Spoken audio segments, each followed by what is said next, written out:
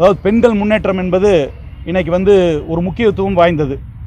அதை பொறுத்தவரை பெண்கள் பாதுகாப்பு முக்கியம். முதலில் பெண்கள் பாதுகாப்பு முக்கியம்.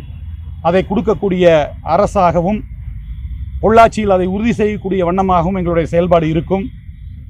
அதே போல் பெண்கள் பொள்ளாச்சியில் நாங்கள் கடந்த ஒரு இரண்டு ஆண்டு காலமாக பல்வேறு பகுதிகளுக்கு நலத்திட்டங்கள் வழங்குவதற்கும் மருத்துவ உதவிகள் செய்வதற்கும் சென்ற பொழுது நாங்கள் பார்த்ததெல்லாம் பெண்கள் படிப்பை பாதியில் நிறுத்தியிருக்கின்றார்கள்.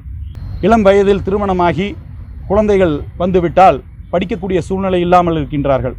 அந்த பெண்களுக்கெல்லாம் அரசாங்கத்தின் மூலமாக மீண்டும் அந்த கல்வியை இலவசமாக தொடர்வதற்கு ஏற்பாடு செய்ய வேண்டும் என்ற ஒரு திட்டத்தை வைத்திருக்கின்றோம். அதே போல் பொள்ளாச்சியில் மாணவர்கள் இன்றைக்கி பெரிய பெரிய நகரங்களில் மட்டும்தான் மாணவர்கள் ஸ்போர்ட்ஸில் போய் தேசிய அளவில், மாவட்ட அளவில், மாநில அளவில் போட்டியில் கலந்து கொள்ளக்கூடிய சூழ்நிலை இருக்கின்றது. அதையெல்லாம் மாற்ற வேண்டும் என்ற யோசனையில் அந்த மாதிரி ஒரு பயிற்சி களங்கள் இங்கேயே அமைக்க வேண்டும் என்ற ஒரு திட்டமும் எங்களுக்கு இருக்கின்றது. நீண்ட நாள் கோரிக்கை, பொள்ளாச்சியை மாவட்டமாக்க வேண்டும் என்ற நீண்ட நாள் கோரிக்கை இருந்து கொண்டிருக்கின்றது. அது அனைத்து தரப்பு மக்களின் எதிர்பார்ப்பாக இருக்கின்றது. அதையும் நிறைவேற்ற நாங்கள் பாடுபடுவோம். விவசாயம், குறிப்பாக தென்னை விவசாயம் இன்றைக்கி பல்வேறு காரணங்களால் லாபகரமாக இல்லை. அதற்குண்டான முயற்சிகளை செய்வோம்.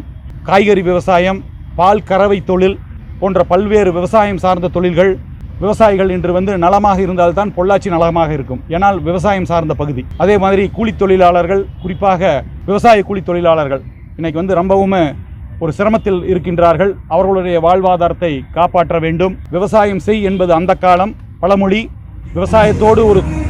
விவசாயத்தோடு ஒரு தொழில் செய் என்பது புதுமொழி என்று சொல்வோம். இன்று விவசாயத்தை செழிப்பாக்க நாம் முனைப்போடு செயல்பட்டு கொண்டிருந்தாலும் தொழில்கள் வர வேண்டும். சுற்றுப்புறம் பாதிக்காத வகையில், மக்கள் வாழ்வாதாரம் பாதிக்காத வகையில் பல தொழில்களை கொண்டு வர முடியும். அதற்குண்டான முயற்சிகளையும் பொள்ளாச்சியில் செய்வோம். அனைத்து தரப்பு மக்களும் விரும்பக்கூடிய ஒரு ஆட்சியாக என்னென்ன திட்டத்தை எல்லாம் முதல்வர் அறிவிக்கின்றார்களோ அந்த திட்டங்களை எல்லாம் கொண்டு பொள்ளாச்சி மக்களுக்கு செயல்படுத்துவதோடு மட்டுமல்லாமல் இங்கிருந்து தேவையான அனைத்து திட்டங்களையும் நான் போய் சட்டமன்றத்தில் பேசி, முதலமைச்சரிடம் பேசி அத்திட்டங்களையும் கொண்டு பொள்ளாச்சியை முன்னணி மாவட்டங்களில் ஒன்றாக, முன்னணி பகுதிகளில் ஒன்றாக மாற்றக்கூடிய பல திட்டங்களை வைத்திருக்கின்றோம்.